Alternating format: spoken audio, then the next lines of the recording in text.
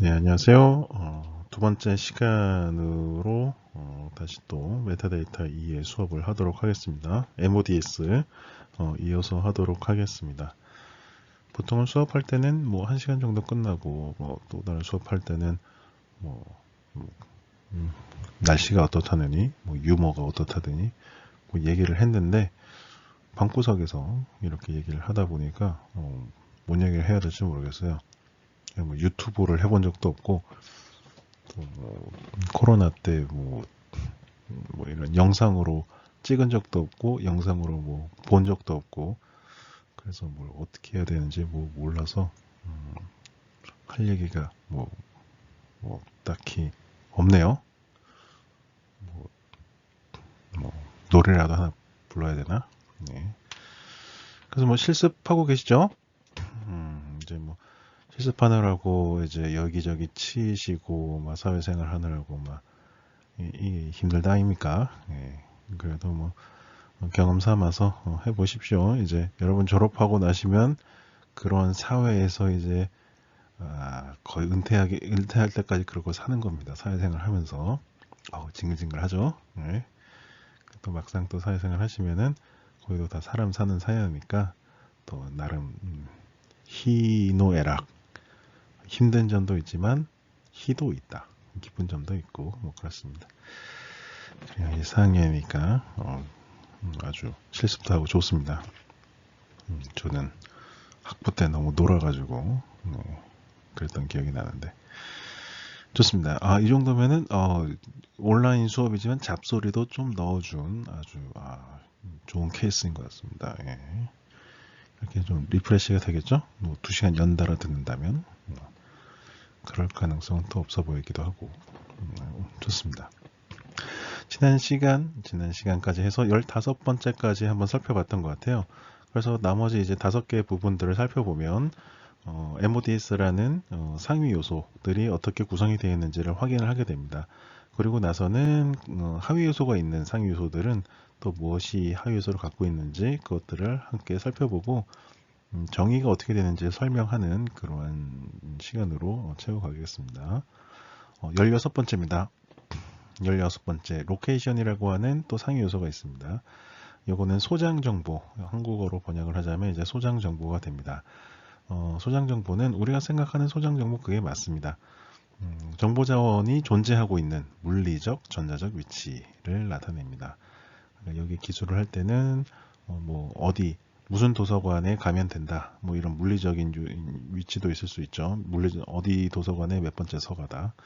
그것과 함께 전자적 위치도 가능합니다. 전자적 위치라고 하면 대표적인 게 URL이죠.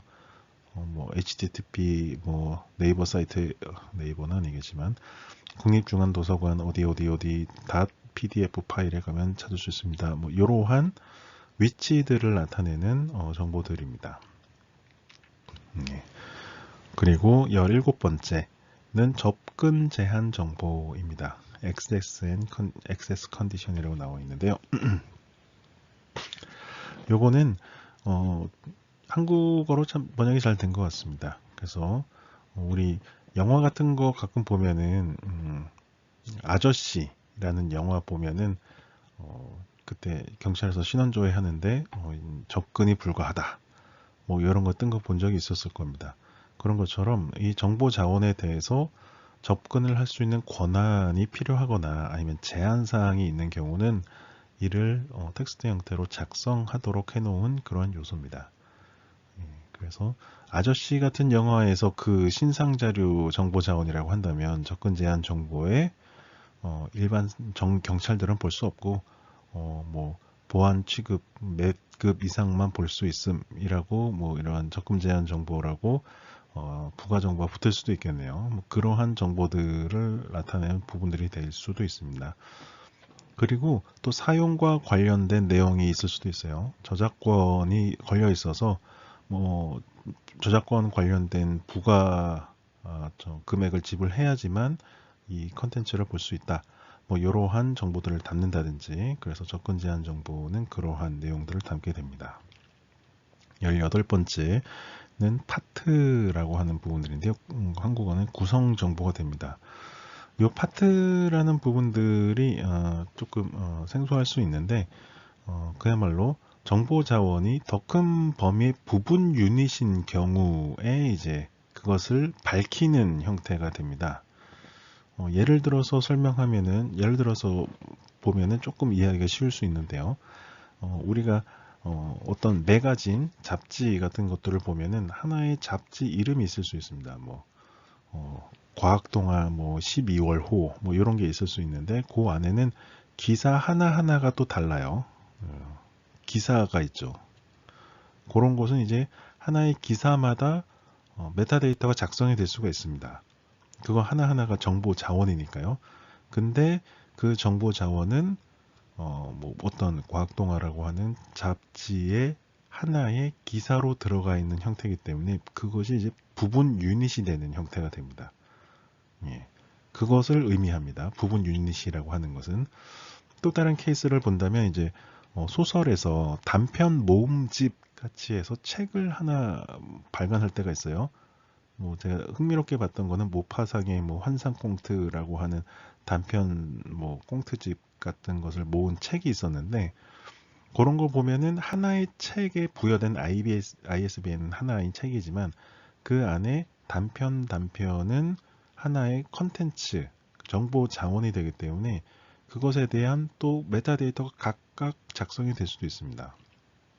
그럴 때는 이 단편 소설 한 편은 또 그것을 포함하고 있는 단편 소설집이라고 하는 그 정보 자원 중에 하나이다라는 것을 파트 부분을 통해서 우리가 확인할 수 있게 그것을 서로 뭐 둘 다 작성을 해주는 형태 그런 부분들이 이제 구성 정보라고 하겠습니다.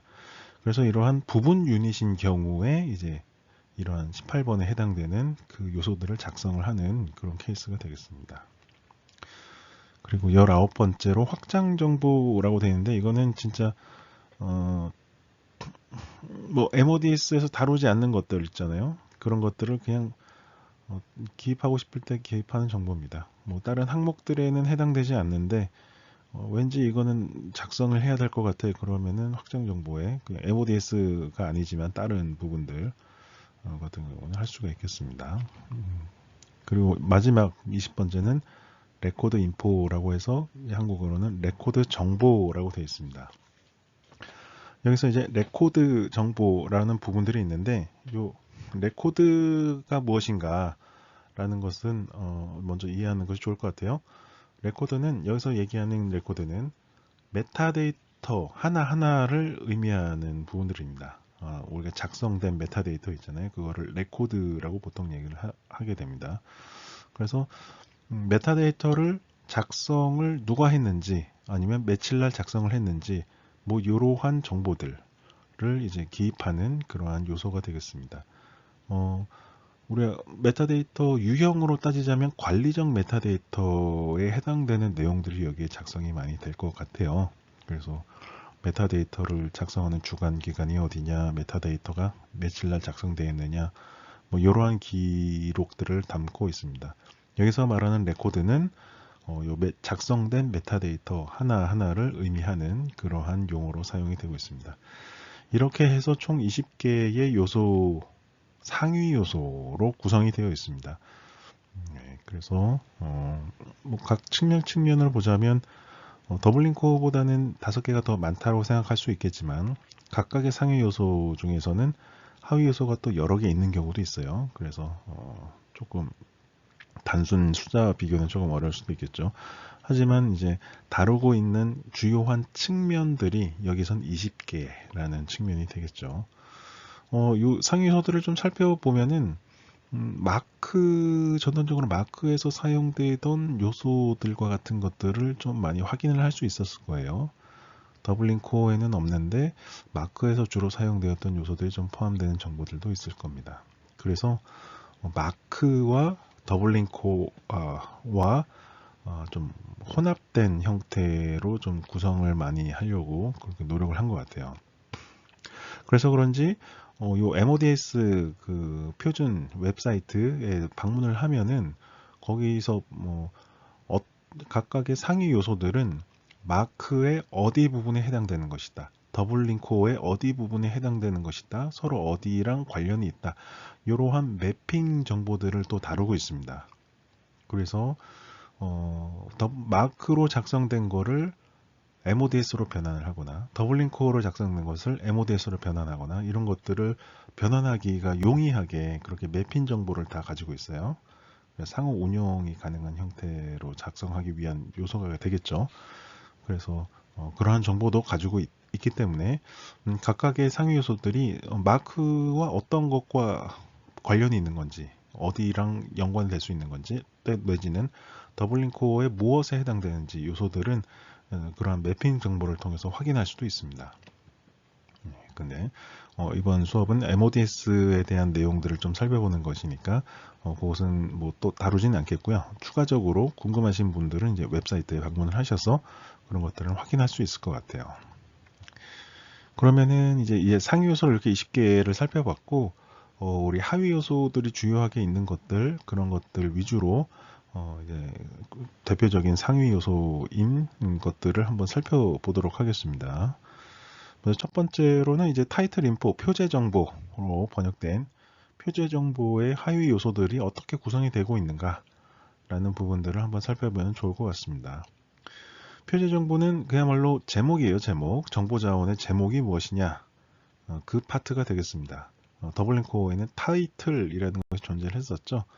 또 MODS는 타이틀 인포라는 상위 요소가 존재했습니다. 사실 그 타이틀 인포라고 되어 있습니다. 그래서 5개의 하위 요소를 이렇게 가지고 있습니다. 각각의 5개의 하위 요소는 요소명이 뭐고 설명이 뭔지를 한 번씩 봅시다. 첫 번째 하위 요소로는 이제 타이틀, 그야말로 기본적인 타이틀, 표제, 제목입니다. 정보 자원에 부여된 주된 제목이라고 말씀드릴 수가 있겠어요. 여기서 보면 주된이라는 것이 있어요. 이게 왜 있냐? 라고 하다 보면은 이제 여러분 정보 자원들의 제목들을 뭐 여러 개를 뭐 들여다 보시는 기회가 있다면 이 주된이라고 하는 단어가 있을 수밖에 없는 그런 이유도 알게 될 겁니다. 왜냐하면은 요 제목들이 우리가 보면은 하나하나 떨어지는 제목들을 위주로 많이 봤잖아요. 책 제목 같은 경우도 그렇지만 그러지 않은 경우도 많이 있습니다. 뭐 땡땡 콜론 해가지고 부가 정보 부제목 해가지고 막 여러 개를 써놓은 경우도 있어요. 예를 들면은 이건 뭐 무엇 중심으로 1900 몇 년부터 몇 년도까지를 중심으로 뭐 이렇게 또 부가적으로 또 길게 써져 있는 경우가 있습니다. 그렇다면은 표제는 처음부터 끝까지 그것을 다 타이틀로 봐야 되는지 뭐 이러한 요소들이 또 분명히 존재를 하잖아요. 그때 적용되는 것이 이제 목록 규칙과 같은 그러한 규칙들이었습니다. 그런 것에서 보면은 제목 같은 경우는 주된 제목이 있고 서브 타이틀, 부제목, 부가 정보들로 보통 구분을 합니다. 그래서 여기서 주된 제목이라고 이름이 붙은 측면이 있습니다. 두 번째로는 이제 서브 타이틀, 표제 관련 정보라고 번역이 됐는데 그야말로 우리 앞에서 봤던 주된 정보, 주된 제목 이후 나머지 정보들을 이제 서브 타이틀, 표제 관련 정보라고 얘기를 합니다. 우리 뭐뭐 중심으로 땡땡 뭐 어디부터 1950년대부터 1990년대까지 뭐 이렇게 가로나 땡땡 대시 같은 경우로 뭐 부가 정보를 적어 놓은 경우가 있어요. 그래서 그럴 때는 그 나머지 부분들은 이제 표제 관련 정보, 서브 타이틀이라고 구분해서 거기에 정보를 기입하는 형태가 되겠고, 뭐 나머지 앞에 나와 있었던 주된 정보들은 뭐 표제로 적고 있을 수 있습니다. 뭐 한 가지 예시로 들 수 있는 거는 뭐 이런 제목이 있을 수도 있겠죠. 세계 전쟁사라고 하는 제목이 있고 땡땡 뭐 1800년대부터 1945년까지 뭐 이렇게라고 부제어가 붙을 수 있습니다. 그럴 때는 첫 번째의 타이틀 표제는 세계 전쟁사까지가 되는 거고 두 번째의 이 서브 타이틀 같은 경우는 1800년부터 1994년까지 를 이제 표제 관련 정보라고 이렇게 구분을 하고 있습니다. 이거는 뭐 다른 목록이나 이런 데서도 많이 구분하고 있는 규칙을 따르고 있는 그러한 요소들로 이렇게 하고 있는 부분들입니다. 그리고 세 번째 요소로는 이제 권차라는 게 있습니다. 영어로는 파트 넘버라는 게 있어요. 요거는 정보 자원에 가지는 회차나 순서의 번호입니다. 번호. 이것도 예시를 들면 조금 이해하기가 쉬울 수 있는데, 드라마 같은 경우는 미니 드라마, 미니 시리즈 같은 경우는 요새는 16부작이라고 하나, 16부작으로 구성이 잘 안 되죠. 한 10부작, 12부작 뭐 이렇게 제작이 되는 것 같아요. 그랬을 때 제1화, 제2화 뭐 이렇게 순서가 붙는 경우가 있잖아요. 에피소드 번호가. 그 번호 자체를 의미합니다. 이거는 몇 번째다, 두 번째다. 또 하나 예시로는 삼국지라고 하는 어떤 책이 있어요. 뭐 만화책이든 뭐 한글로 된 책이든 책이 있을 때 동일한 제목이지만 삼국지 제1권, 2권, 3권 이렇게 시리즈로 나오게 될 거예요. 그럴 때 이제 1권이면 1이라는 그 숫자가 붙은 것, 그거를 권차라고 얘기를 합니다. 파트 넘버.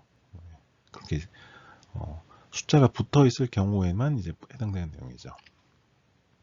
예, 그럼 네 번째 항목인 이제 파트 네임라는 게 있습니다. 이건 권차 표제라고 되어 있는데, 요거는 앞서 얘기했던 그 권차 얘기하면서 했던 그 예시를 다시 가져와서 설명을 드릴 수 있는 부분들인 것 같아요.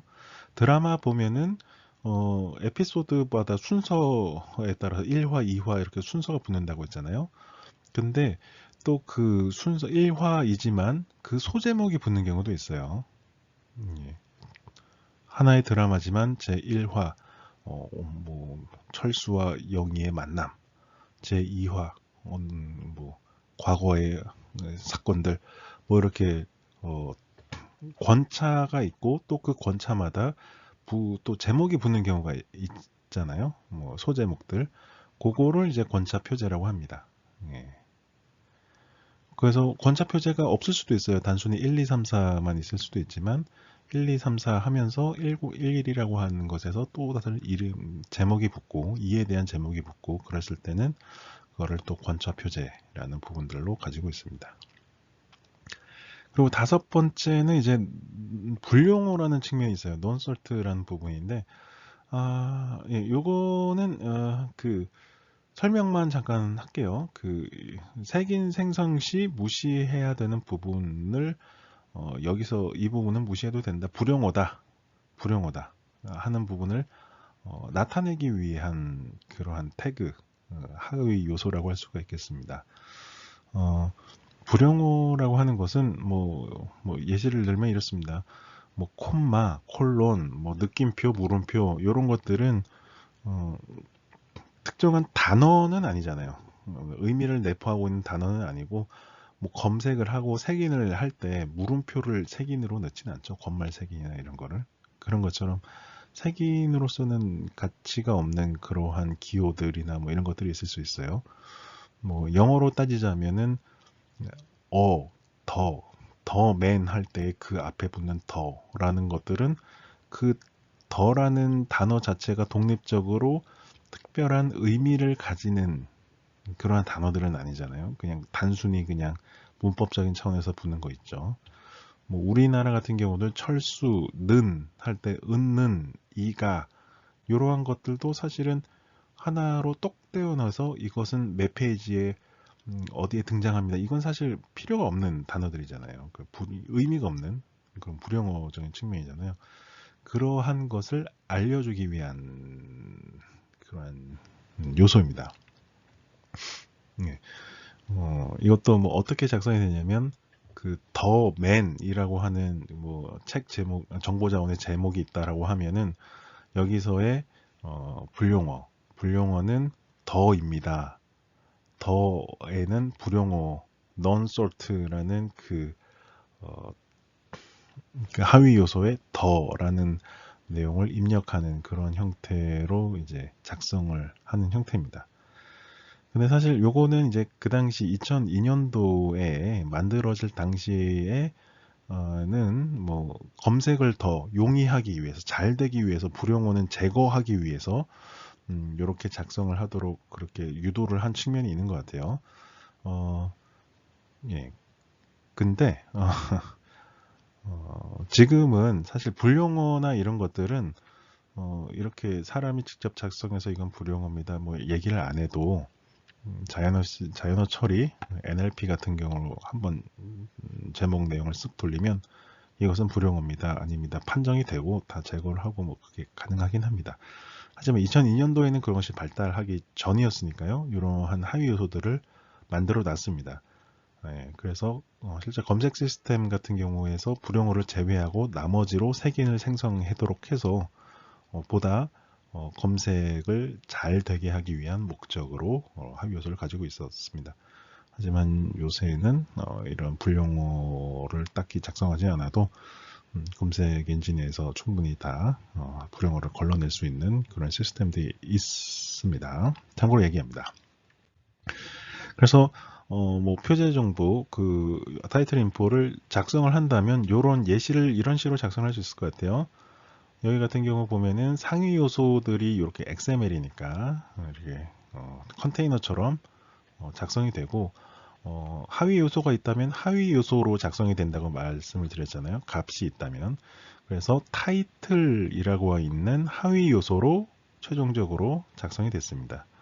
그러니까 부시, 첸이라는 이게 타이틀을 최종적으로 작성이 되는 형태입니다. 앞에서 봤을 때 타이틀이라고 하는 것은 단순히 그냥 제목이었죠. 표제. 그러니까 요 제목을 가지고 있는 단순한 그런 정보 자원이었던 것 같습니다. 두 번째 예시로도 보면은 타이틀 인포라고 이렇게 상위 요소들을 이렇게 작성을 해주고 하위에 요 밑에 이제 하위 요소를 작성을 하는데, 논설테라고 하는 불용어가 있었어요. 여기서 예시가 나오죠. 더라는 것은 불용어입니다 라는 것을 이런 식으로 알려주는 겁니다. 그리고 타이틀은 윈터 마인드라고 하는 표제가 있고, 서브타이틀은 뭐 뒤에 이제 설명을 해주는 건가 봐요. 네, 그래서 무슨 체계를 써서 썼다 뭐 이런 내용들을 또 땡땡 콜론 뭐 이런 식으로 작성이 된 부분들이 서브타이틀이 있으니까요. 그러니까 이거의 책 제목이든 뭐 정보 자원의 제목은 더 윈터 마인드 윌리엄 북 봉크 앤 아메리칸 레터스, 이게 하나로 구성된 어떤 제목이었을 거예요. 근데 그 중에 더라는 부분들은 불용어고, 요 부분들은 주된 제목들이고, 나머지 부분은 서브타이틀이다. 이거를 이렇게 각각으로 쪼갠 거죠. 제목은 한 덩어리였는데 이 파트는 불용어 파트, 요 부분은 주된 제목 부분, 요거 나머지는 부가적인 정보 제목, 이렇게 하나의 제목이라도 이렇게 세 가지의 하위 요소로 이렇게 구분을 해서 이렇게 작성이 될 수 있는 부분들입니다. 그래서 앞서 살펴본 하위 요소들 각각은 요런 의미들입니다. 제목이 사후로 각각 다 존재하는 것이 아니라 하나의 제목 그 섹션이 있죠. 그것을 이 부분은 무엇이고 이 부분은 무엇이다라는 것으로 이제 구분을 해서 작성이 되는 형태입니다. 이렇게 해서 타이틀 인포 표제 정보에 대한 하위 요소를 살펴봤습니다. 제목과 관련된 거는 하위 요소는 5개가 전부예요. 우리가 살펴본 게 이게 전부입니다. 네. 물론 속성을 통해서 타이틀의 정보 어떤 구분을 좀 더 다양하게 하긴 하지만 하위 요소로는 이렇게 존재를 하고 있습니다. 이 슬라이드에서 제시하고 있는 예시는 이 웹사이트에서 가지고 있는 그 예시들입니다. 요거는 우리가 계속해서 말씀드렸던 그 MODS 그 표준 의회 도서관에서 제공하고 있는 표준들의 웹사이트니까요. 보다 다양한 예시를 보고자 한다면 또 여기에 들어가서 다양한 예시들을 볼 수가 있을 것 같습니다. 그래서 두 번째는 이제 이러한 또 예시들이 있는데, 여기 보면은 타이틀 인포 죄송합니다. 보면은 타입이라는 속성이 또 있어요. 타이틀 인포라는 요소에 상위 요소에 보면은 타입이 있고 트랜슬레이티드, 이건 번역 표제, 번역 제목임을 드러내는 그런 속성입니다. 앞서 얘기할 때 속성은 공통적으로 사용할 속성도 있지만 각각의 상위 요소 내지는 하위 요소마다 사용할 수 있는 그러한 속성이 또 따로 있다 라고 말씀을 드렸던 것 같아요. 그래서 이 타입은 타이틀 인포라고 하는 요소에 사용될 수 있는 에서만 사용될 수 있는 또 다른 의미를 가지는 그런 속성입니다. 그리고 이 속성에는 translated, alternative, 이런 식으로 각각의 정보, 제목에 대한 정보를 기록할 수 있는 그런 부분들이 있어요. 그래서 여기서 보여주고자 했었던 거는 이런 식으로 속성을 사용하는 경우도 있다. 예.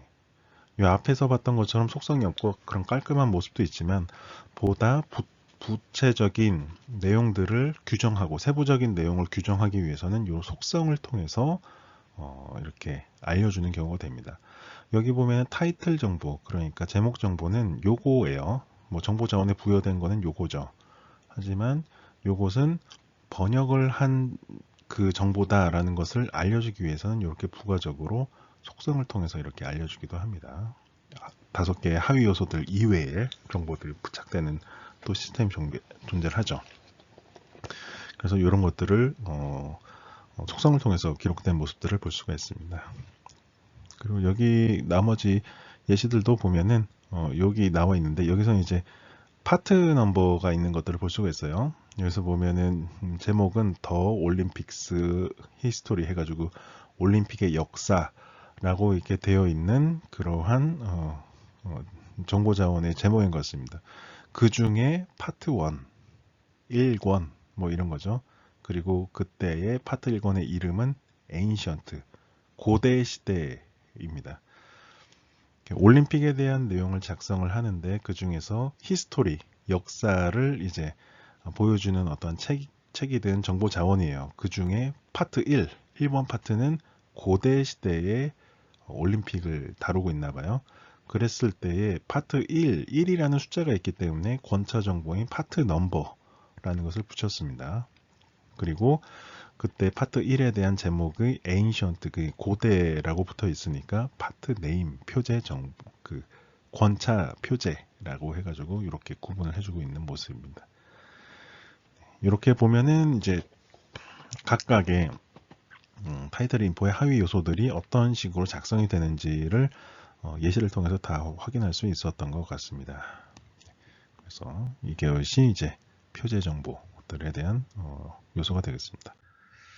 그리고 두 번째로 MODS는 name이라고 하는 상위 요소가 있었습니다. 한국어로 번역을 했을 때는 저자 정보였었죠. 두 번째 항목에 해당되는 내용이었습니다. 거기에는 하위 요소로 또 8개를 가지고 있습니다. 생각보다 많이 있죠. 예. 근데 하나씩 읽어보면 어떤 의미인지 이해하는 데는 어렵지 않을 거라고 생각하고 또 모두 작성을 해야 된다. 무조건 8개를 다 써야 된다 하는 것은 아닌 경우도 많이 있습니다. 그래서 그런 정보가 있을 때는 작성을 하지만 또 없을 때는 또 이건 스킵을 해도 되는 그런 항목들이 많이 있습니다. 첫 번째로 볼 수 있는 것은 네임 파트입니다. 이것이 실제 아까 타이틀 인포에서 봤었던 타이틀과 같은 거예요. 저자 이름을 실제로 작성하는 그러한 하위 요소가 되겠습니다. 네. 여기 이제 네임 파트 부분으로 송성전 이렇게 작성이 되겠죠.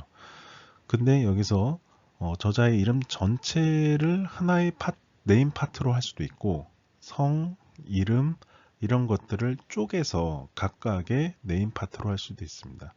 그러니까 예를 들어서 제 이름이 송성전인데 네임 파트에 송성전 이렇게 하나로 네임 파트 하나를 작성을 할 수도 있고 성에 대한 것, 패밀리 네임이죠. 영어로 하면 네임 파트 송 이렇게 또 하나 작성하고 그 다음에 네임 파트 성전 이렇게도 구분해서 작성을 할 수도 있습니다. 그게 명확하게 규칙으로 정해놓은 건 아니더라고요. 다만 이제 네임 파트 부분에서는 또 역시나 타입이라는 속성을 통해서 뭐 성인지 아니면 이름인지 뭐 어떤 건지 이렇게 기록을 할 수 있게는 해놓고 있습니다. 그렇지만 이름을 하나를 네임 파트로 그냥 기록을 해도 되고 성과 이름을 쪼개서 해도 되고 뭐 그거는 각각 그 자유롭게 이제 기록할 수 있는 그러한 특징을 가지고 있습니다. 그리고 두 번째로 저자 식별 기호. 요거는 저자마다 부여된 식별 기호입니다. 뭐 저자 넘버 1, 저자 넘버 2, 뭐 이런 것처럼 이거는 크게 어려운 부분이 없을 겁니다. 그 저자 식별을 위해 부여된 기호를 그냥 그대로 적으면 되는 형태가 되겠습니다. 그리고 세 번째로 alternative name, 다른 이름이라는 것이 있습니다. 주된 저자명 이외에 다른 이름이 또 있을 수 있어요. 예. 뭐 번역한 이름이든지 아니면은 뭐 영어 이름도 alternative name으로 이제 작성할 수가 있습니다. 예를 들어 제 이름이 송성전인데 영어 이름으로 만약에 존송이라는 영어를 쓴다 하면은 저의 alternative 다른 이름은 존송으로 이제 기재를 할 수 있습니다. 그래서 뭐 그거 자체는 어렵지 않은데 요 가로화돼 있고 네임의 하위 요소로 기술한다라고 제가 부가 설명을 해놨어요. 그러니까 요거에서 alternative name이라고 하는 다른 이름이라고 하는 요 하위 요소의 값을 작성을 할 때 단순히 텍스트 문자로만 작성하는 것이 아니라 여기서는 이제 네임 파트 요 요소명을 써서 작성하라는 의미와도 비슷합니다. 예, 단순히 존송, 저의 영어 이름이니까요. 존송이라고 쓰는 것이 아니라 다른 이름, alternative name 하위에 다시 또 name part라는 요 요소를 반복해서 쓰라는 겁니다. 예, 그러니까 name에 있는 하위 요소들로 작성을 해야지 단순히 텍스트로 작성하는 것이 아니다. 뭐 그런 내용이 되겠습니다. 이러한 형태는 앞으로 뒤에 요소들에서 자주 등장을 해요. 그래서 요 alternative name 다음에 텍스트로 단순히 작성하는 것이 아니라 다시금 저자의 하위 요소들로 기록을 해라. 뭐 이런 식으로 내지는 또 다른 어디 거에로 가져와서 그 요소들로 기록을 해라. 뭐 그런 부분들이 있습니다. 그랬을 때는 텍스트가 아닌 그 요소들, 하위 요소들의 요소명을 기재를 해주고 그 다음에 그 안에 텍스트를 기록하는 그런 형태가 되겠습니다. 뒤에 있는 예시를 통해서 좀 더 나중에 살펴보면 될 것 같아요. 네 번째 요소는 디스플레이 형식입니다. 이 디스플레이 형식은 조금 이거는 좀 특이한 케이스일 수도 있는데 화면이나 애플리케이션 등에서 표시되기를 원하는 저자명의 형태입니다. 뭐 예를 또 들어볼게요. 서양권에서는 이름을 앞에 쓰고 성을 뒤에다 쓰죠. 근데 이게 어떨 때는 또 성을 앞에 쓰고 콤마를 붙이는 경우도 있습니다. 그렇게 그 다음에 이름을 쓰는 경우도 있죠. 그래서 약간 어떤 순서가 딱 정해져 있는 부분들은 아닙니다. 뭐 다르게 쓰기도 하고 여러 개를 쓰기도 해요. 근데 이제 그 저자가 자기는 뭐 다른 화면이나 어떤 공식적인 웹사이트나 이런 데서는 반드시 이러한 형태로 나타내길 원한다. 이름이 앞에 있고 성이 뒤에 있는 그 형태로만 나타내길 원한다. 라고 할 때는 디스플레이 되기 원하는 형식을 별도로 지정을 할 수 있다라는 측면이 되겠습니다. 예를 들면 저가 송성전인데 뭐 실제로 요소명을 작성할 때는 성전송 뭐 이렇게 작성을 했다. 성전송 뭐 한글 이름인데 영어로 발음을 굴리는 것도 되게 이상하네요. 그래서 성전송이라고 메타데이터 작성할 때는 그렇게 기재를 했는데 어떤 웹사이트에서 등장할 때는 송성전으로 표시됐으면 좋겠다. 뭐 이렇게 하면은 디스플레이 형식, 요 디스플레이 형식을 이제 성전송이 아닌 송성전으로 바꿔주면 된다라는 부분들이 됩니다. 요건 그냥 텍스트로 입력하면 되는데 반대의 케이스일 수도 있을 수 있어요. 뭐 메타데이터 항목 입력할 때는 저자명으로 송성전을 입력했는데 뭐 어떤 웹사이트 세계적인 웹사이트들로 할 것 같은 경우면 뭐 이름을 뒤쪽으로 앞쪽으로 빼주는 서양식으로 하고 싶다. 그럼 디스플레이 형식을 그때는 성전송으로 한다든지 뭐 그렇게 지정을 할 수 있는 부분들이 되겠습니다. 그리고 다섯 번째는 이제 소속 기관 내 내용들입니다. 그 뭐 저자가 소속된 뭐 기관이나 단체, 뭐 신라대학교, 뭐 아니면 뭐 어디 뭐 무슨 기관, 어디 뭐 회사, 뭐 이렇게 적어주는 형태가 되겠습니다. 이제 여섯 번째가 이제 롤텀이라고 이렇게 되어 있는데 역할과 역할어 뭐 이런 부분들이 있습니다. 여기서 역할이라고 하는 것은 그야말로 정보 자원을 작성하고 그 표현하는 데 있어서 어떠한 역할을 했느냐라고 하는 것을 의미를 합니다. 뭐 저자가 있을 수 있지만은 또 그림을 그리는 사파가가 있을 수 있고 번역을 한 번역가가 있을 수 있고 그 정보 자원에 따라서 역할을 한 그 역할 자체가 서로 다른 경우가 많이 있습니다. 그것을 표현하기 위해서 이제 그런 역할이라고 하는 그러한 것으로 표시를 하고 있습니다. 뭐 제일 저자다 뭐 이렇게 할 때는 주된 저자다 하면은 그냥 뭐 primary 뭐 author 뭐 이런 역할을 부여를 하겠죠. 근데 요거를 작성을 할 때는 뭐 나중에 뒤에서 예시에서 보겠지만 요 롤과 롤텀이라고 하는 요 하위 요소 이름을 붙여줘서 그 다음에 안에 텍스트를 작성하는 형태가 됩니다. 이런 형태로 작성을 하도록 되어 있습니다. 나중에 예시 때 확인할 수 있을 거예요. 그리고 일곱 번째는 description, 그야말로 저자와 관련해서 추가적으로 뭐 정보를 기입하기 위할 때 뭐 이 하위 요소를 사용한다면 기술을 합니다. 뭐 예를 들면은 그 사람의 어떤 관록할 만한 그 수상 이력이나 아니면 어떠한 사람인지 뭐 이 사람은 그 뭐 무슨 무엇을 한 뭐 예술가다, 어떤 사람 스포츠맨이다, 뭐 이런 것들과 같이 부가적인 정보를 기록할 때 이 디스크립션이라는 하위 요소를 사용하게 됩니다. 그리고 ETAR, 기타가 있습니다. 요거는 이제 그 name이라고 하는 지금 우리가 살펴본 하위 요소들 몇 가지 있었잖아요. 여기에 기술될 수는 없는데 이름과 관련된 정보들이 되어 있는 경우가 있습니다.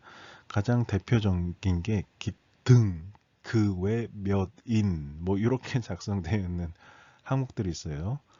뭐 홍길동 외 3인이 이 책을 만듦, 이 정보를 만듦, 뭐 이렇게 되어 있을 수도 있잖아요. 그러면은 홍길동이라는 사람은 알겠어요. 그래서 그걸 저자명을 넣으면 되는데 왜 3위는 요 우리가 살펴본 하위 요소 중에 어디를 넣어야 될까요? 다른 저자명이 있는 것도 아니고 저자 식별기호도 있는 것도 아니고 그래서 그러한 정보들은 요 기타 항목에 넣게 됩니다. 왜 3인 등등 뭐 이러한 이렇게 표현된 거 있잖아요. 그러한 것들을 여기에 담게 됩니다. 이렇게 해서 8개의 저자 정보의 하위 요소들을 살펴봤습니다. 뭐 그렇게 어렵진 않죠. 네, 다 알 수 있는 부분들이지만 저자명과 역할을 분리해서 기록하고 있다라는 정보만 이제 좀 특별적인 거, 특수한적인 거 부분들이 될 것 같습니다. 그 부분을 좀 유념해서 살펴보면 될 것 같아요. 예시를 한번 봅시다. 예시는 여기 보듯이 name이라고 하는 상위 요소들이 여기 있었고 하위 요소들이 등장을 하니까 하위 요소로 작성을 됐습니다. 네임 파트 주된 저자 여기 저자명을 작성하는 그 하위 요소였죠. 여기 보면 아브라함 마이클이라고 하는 사람의 이름을 여기다 작성을 했습니다. 이 사람이 이 정보 자원의 저자인가 봐요. 그리고 디스크립션이라고 하는 것은 아까 봤을 때 추가적인 정보들을 기록을 하는 뭐 그러한 상황이었었죠. 여기서 보면은 이 사람은 미국 조각가이고 설치 아티스트라고 되어 있네요. 20세기에 활동을 했다고 합니다. 이러한 정보들을 이런 디스크립션 하위 요소의 항목에 넣을 수도 있습니다. 뭐 그런 정보들이 없다면 안 넣을 수도 있겠죠. 네, 그렇게 이런 식으로 저자 이름을 요 네임 파트라고 하는 하위 요소로 안에 넣으면 되는 형태가 되겠습니다. 그것이 주된 저자 명의 형태가 되겠죠. 두 번째 예시를 봅시다. 두 번째 예시도 보면은 네임 파트라는 거 안에 얼터맨 에릭이라고 하는 그런 저자 이름을 넣었어요. 그리고 여기선 디스플레이 폼도 넣었습니다. 여기서 보면은 얼터맨이 이제 여기서는 패밀리 네임 성이 됩니다. 콤마가 붙었기 때문에 이게 성이 되고 에릭이라는 것이 이름이에요. 근데 디스플레이 폼에서는 에릭을 앞에 온 형태로 해달라. 그러니까 어떤 소프트웨어나 그 화면에 출력할 일이 있으면 이렇게 출력을 하시오 라고 이렇게 되어 있는 형태죠. 예. 그런 식으로 이렇게 지정을 할 수도 있습니다. 디스플레이 형태를. 우리가 아까 살펴봤던 하위 요소들의 특징을 한번 예시를 통해서 보고 있습니다. 그리고 또 하나 살펴볼 거는 요 롤이라고 하는 부분입니다. 역할이라는 그 한국어로 번역된 부분들이에요. 그래서 보면은 역할이 무엇인지 그 하위의 역할, 롤 텀이라고 하는 또 다른 2차 하위 요소로 이렇게 기록이 되는 형태가 되겠습니다. 그래서 이런 식으로 크리에이터다, 유튜브 크리에이터처럼 이렇게 크리에이터다 라고 이렇게 역할을 기입을 해주는 형태가 됩니다. 그래서 이 사람은 크리에이터라는 역할을 수행을 했습니다 라는 부분으로 확인을 할 수가 있게 되어 있습니다. 또 다른 예시를 한번 볼까요? 요거는 네임 파트라고 하는 저자명에 대해서 이런 식으로 기분 네임과 패밀리 네임, 그러니까 기분이라고 하는 것은 이름, 패밀리는 성입니다. 기분은 성전이고 패밀리는 송. 그러니까 또 다른 예시로 기분은 길동, 패밀리는 홍길동에서 그렇게 되는 겁니다. 그래서 네임 파트라는 것이 우리는 여지껏 예시를 통해서는 하나의 저자명을 하나로 작성을 했는데 이런 식으로 이름과 성을 구분해서 작성을 할 수도 있습니다. 예. 대신 이제 요 타입이라는 속성에 이렇게 명시를 해줘야 되는 부분들이 있겠지만 이렇게도 작성을 할 수 있다는 예시를 보여주고 있습니다. 그리고 또 역시나 역할이 무엇이냐라고 하는 롤이라고 하는 요 섹션에서는 또 이렇게 요 형식으로 이렇게 작성이 되어 있습니다. 디렉터, 감독의 역할을 했나 봐요. 그래서 뭐 영화든 드라마든 뭐 그거에 대한 정보 자원을 기술하는 그런 내용이었나 봅니다. 여기서 보면은 어소리티라는 것이 있죠. 통제 어휘집 같은 경우인데 어떤 통제 어휘집을 사용을 했느냐, 그때의 디렉터라는 것과 있고 코드명은 DRT라고 쓴다는 겁니다. DRT는 디렉터를 나타내는 축약형의 코드명 같은 거는 이렇게 쓴다라고 얘기를 하는 겁니다. 그래서 타입은 코드는 요거고 텍스트는 요거다. 이 통제 어휘집을 봤을 때 그 얘기입니다. 코리안이라고 하는 한국어는 코드로 하면 COR 이 세 자리로 보통 코드로 이렇게 작성이 됩니다. 풀네임을 다 쓰진 않고 그랬을 때 코드는 KOR이 코드가 되는 거고 요 두 번째 텍스트 항목은 코리안이라고 작성이 될 겁니다. 그래서 여기서는 각각의 의미하는 바는 그와 같습니다. 그래서 디렉터라는 것과 DRT라는 것을 코드명을 다 작성을 하기도 했네요. 여기서는 어소리티를 통제어의 집을 이렇게 썼다고 하면서 이런 식으로 예시를 작성할 수도 있는 예시를 살펴보았습니다. 이렇게 해서 두 번째 저자 정보의 하위 요소들을 좀 살펴봤고요. 그 다음은 이제 세 번째에 해당되는 타입 오브 리소스라고 해서 컨텐츠 유형이라는 것이 있었어요. 근데 이제 컨텐츠 유형 요거는 하위 요소가 없습니다. 예. 하위 요소가 없으면 그럼 어떻게 되냐? 단순히 우리 아까 살펴봤던 하위 요소에 적상되었던 그 항목들 봤잖아요. 그거가 같이 요 상위 요소명을 그냥 써서 작성합니다. 네. 한번 뒤에서 예시를 통해서 볼까요? 하위 요소가 없는 상위 요소가 어떻게 작성이 되는지 이런 식입니다. 요거는 타이틀 인포라고 하는 것은 제목 정보였었죠. 아까 살펴봤던 그런 것이고 그리고 여기에 컨텐츠 유형이 있어요. Type of Resource라고 해서 그랬을 때 상위 요소명이 그대로 쓰입니다. 그리고 실제 값이 그 다음에 쓰이고 무비 이미지라는 그리고 닫는 태그 이 상위 요소명이 또 쓰이는 형태죠. 이런 식으로 하위 요소가 없는 상위 요소는 그냥 이런 식으로 텍스트를 바로 이렇게 쓰게 됩니다. 이게 더 간단할 수도 있죠. 하위 요소가 없으니까 그냥 텍스트만 넣어주면 되는 형태라고 할 수가 있겠습니다. 그러니까 하위 요소가 있는 것들은 하위 요소 중에 하나로 선택을 해서 써야 되는데 하위 요소가 없는 거는 마치 더블링코어랑 똑같죠. 그냥 그 값을 넣어주면 되는 그런 형태가 되겠습니다. 그래서 이런 식으로 이미지인지 아니면은 소프트웨어인지 뭐 이런 것들을 넣을 수가 있습니다. 그래서 컨텐츠 유형은 바로바로 그냥 이렇게 텍스트로 작성을 하면 되는 형태, 하위 요소가 없으니까요. 이런 식으로 이제 authority를 통제 어휘집이죠. 통제 어휘집을 뭘 사용을 했는지를 이렇게 URL을 통해서 기록을 하기도 해요. 여기서 value URL이 있고 authority URL이 있는데 뭐 이거는 뭐 중요한 건 아니지만 부가적으로 설명을 드리면 앞서 우리가 그 역할, 저자의 역할, 롤 같은 거 보면서 그때도 통제 어휘집 보면서 코드랑 텍스트가 있다는 걸 볼 수가 있었어요. 그래서 여기서 value URL이라고 하는 것은 코드에 해당되는 내용입니다. 그래서 이미지는 요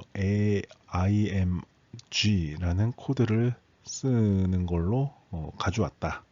그 코드명을 가져왔다라는 뜻이고 authority URL은 앞서 우리가 저자명을 통해서 봤을 저자명에서 역할 롤을 통해서 봤던 것처럼 그때 디렉터라고 하는 풀네임을 본 적이 있었잖아요.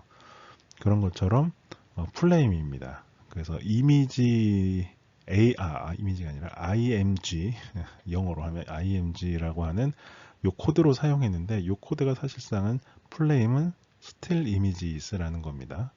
그래서 어떤 풀네임을 사용했느냐 아니면 코드를 사용했느냐에 따라서 이 value URL이냐 아니면 authority URL이냐 이런 속성명을 다르게 쓴다는 거 뭐 부가 정보입니다. 뭐 특별히 중요한 내용은 아니었던 것 같습니다.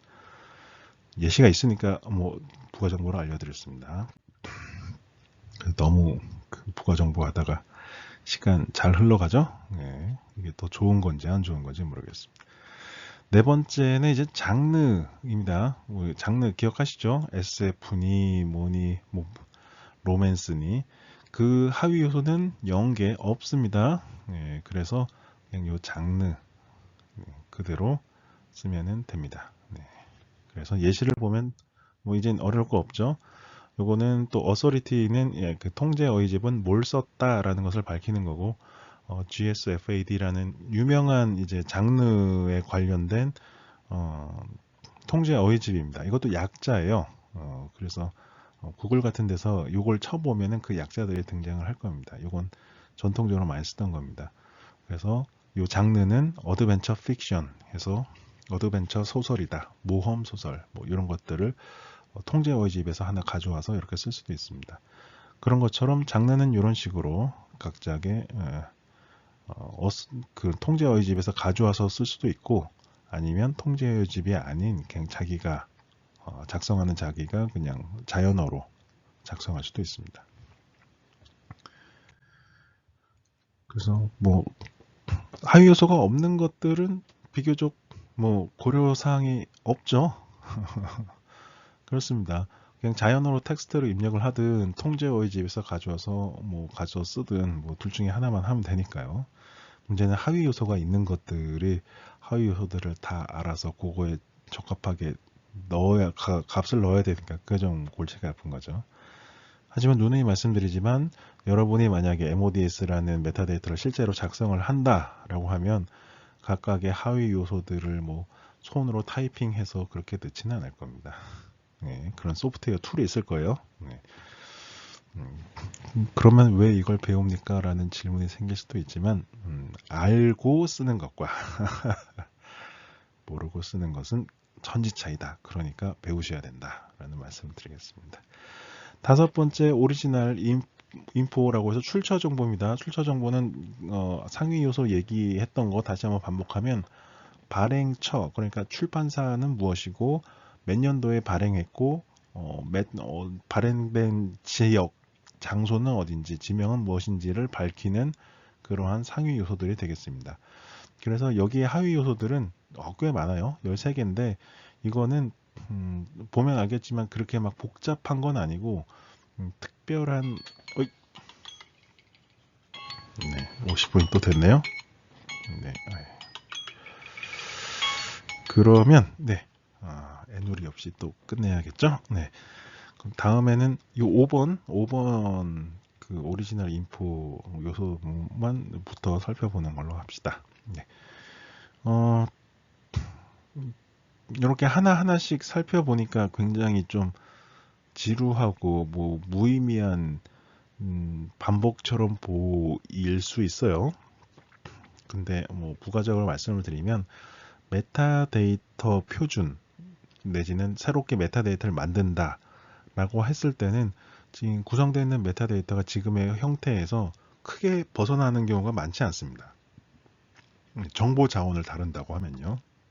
그래서 한두 개의 메타데이터 표준의 요소들이 무엇으로 구성되는지 하나하나 뜯어보면은 나중에 다른 표준으로 적용했을 때도 대동소이합니다. 그래서 거의 비슷비슷한 형태고 비슷비슷한 구조이기 때문에 뭐 한두 번 정도는 이렇게 하나하나씩 뜯어보는 필요가 있으면 좋을 것 같다고 생각해야 돼요. 그렇게 되면은 어떻게 구성이 되고 어떤 내용들이 주로 구성이 되는구나 라고 어렴풋이 그 흔히 얘기하는 감이라는 것이 작성이 되거든요. 그렇게 되면은 이제 하나하나 안 뜯어보고도 이런 것이 대충 있겠구나, 있겠구나, 뭐 이런 것들을 알고 이런 것들은 이제 참고 삼아서 슥슥슥 넘겨서 정의가 무엇인지, 설명이 무엇인지만 보면서 내용을 파악할 수 있는 형태가 될 겁니다. 그리고 어떻게 구문을 어떻게 작성하면 되는지. 그래서 그 단계까지 나아가기 위해서는 이러한 과정이 필요하다라고 이렇게 좀 핑계를 대봅니다. 네. 그러면 고생하셨고 다음에 또 이렇게 상위 요소 앞으로 15개 남았지만 하위 요소 없는 게 많이 있으니까 너무 좌절하지 마시고 다음에 또 보도록 하겠습니다. 예, 그럼 여기서 마치겠습니다.